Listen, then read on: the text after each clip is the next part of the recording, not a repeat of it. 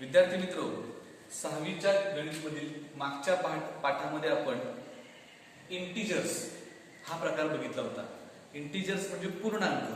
तर पूर्णांक म्हणजे कोण कोण होते? Positive integers, zero and negative integers together form a group of the numbers and that group is called as group of integers. म्हणजेच काय तर धन पूर्णांक, शून्य आणि ऋण पूर्णांक या तीनही प्रकारच्या पूर्णांकांचा मिळून जो एक ग्रुप तयार होतो, जो एक गट तयार होतो, त्याला पूर्णांक असं म्हटलं जातं. आता याच्या पुढचा आपण भाग पडणार आहोत ऍडिशन ऑफ इंटिजर्स. ऍडिशन म्हणजे बेरीज, इंटिजर्स म्हणजे पूर्णांक, पूर्णांकांची बेरीज. हा एक पुढचा भाग आपण बघणार आहोत. अतिशय सोपा भाग आहे. त्यामध्ये आपण छोटे छोटे काही अंक घेऊन त्यांची बेरीज कशी करायची हे बघणार आहोत. पहिलंच आपण बेरीज बघितले 8 अधिक 4, 8 प्लस 4. आता 8 अधिक 4 या प्रकारची बेरीज आपण लहानपणापासून करतोय.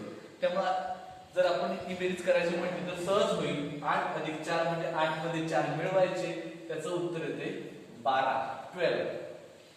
हे आपण लहानपणापासून करत आलोय. पण आत्ताच आपण बघताना जर याचा विचार केला तर 8 is positive integer, 4 is also a positive integer, and that's why their addition or their sum is also a positive integer. म्हणजे 8 हा धन पूर्णांक आहे, 4 हा धन पूर्णांक आहे. दोन्ही पूर्णांकांचं चिन्ह समान असल्यामुळे त्यांची बेरीज होते आणि उत्तराला समान असलेलं चिन्ह येतं, म्हणून याचे उत्तर आले 12. पुढचं एक उदाहरण आपण बघूया. 7 अधिक ऋण 3, 7 प्लस निगेटिव्ह 3. यावेळेला काय करायचं आहे तर इथं पहिला जो पूर्णांक दिसतोय तो धन आहे, दुसरा पूर्णांक आहे तो ऋण आहे. म्हणजे या दोन्ही संख्यांची चिन्ह भिन्न आहेत, वेगळी वेगळी आहेत. अशा वेळेला त्यांची बेरीज होत नाही.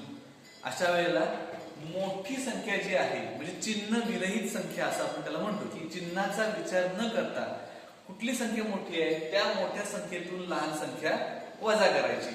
म्हणजे इथं मोठी संख्या आहे 3, मोठी संख्या आहे 7 आणि लहान संख्या आहे 3. म्हणजे 7 मधून 3 वजा होतील आणि उत्तर येईल 4. आता उत्तर आल्यावर मात्र जी संख्या मोठी आहे त्या मोठ्या संख्येचं चिन्ह उत्तराला द्यायचं. आता इथं 7 ही मोठी संख्या आहे पण त्याचं चिन्ह आहे धन, त्यामुळं याचं उत्तर देखील 4 हे धन असणार आहे, पॉझिटिव्ह असणार आहे. 2 उदाहरण आपण बघितले. तिसरं उदाहरण आपण बघूया. या तिसऱ्या उदाहरणामध्ये काय आहे तर दोन्ही संख्या निगेटिव्ह आहेत म्हणजे ऋण आहेत. बघूया. निगेटिव्ह 3 प्लस निगेटिव्ह 5 म्हणजे ऋण 3 अधिक ऋण 5. दोन्ही संख्या ऋण आहेत